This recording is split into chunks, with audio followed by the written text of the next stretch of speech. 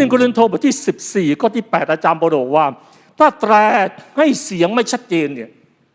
ใครจะเตรียมตัวเข้าทำศึกสงคราม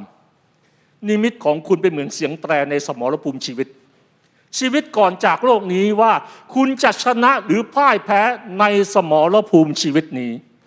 นี่ไม่คือเสียงแตรที่คุณจะเข้าประจันบานว่าคุณจะเป็นคนที่มีชัยชนะหรือคุณจะเป็นคนที่พ่ายแพ้